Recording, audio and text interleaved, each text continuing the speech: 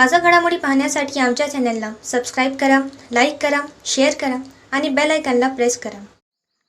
A7 न्यूजमध्ये आपले स्वागत. दामिनी पथकातर्फे 11 टवाळखोरांवर कारवाई. दामिनी पथकाच्या वतीने 25 ते 31 मार्च दरम्यानच्या कालावधीत जिल्ह्यातील विविध 40 ठिकाणी भेटी देऊन 11 टवाळखोरांवर कारवाई करण्यात आली.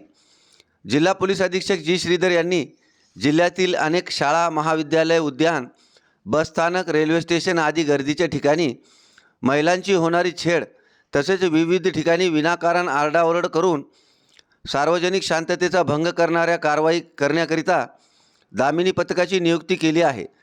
दिनांक 25 ते 31 मार्च दरम्यानच्या कालावधीत जिल्ह्यातील विविध 40 ठिकाणी फेरफटका मारून पाहणी केली असता 11 टवाळखोर आढळून आले.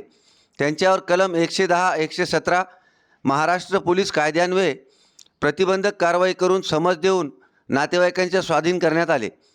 पोलीस अधीक्षक जी श्रीधर, अप्पर पोलीस अधीक्षक अर्चना पाटील यांच्या मार्गदर्शनाखाली सहाय्यक पोलीस निरीक्षक विशाखा धुळे, पोलीस हवालदार सरनाईक, आरती साळवे, अर्चना नखाते, चंद्रकांत देशमुख यांच्या पथकाने ही कारवाई केली आहे.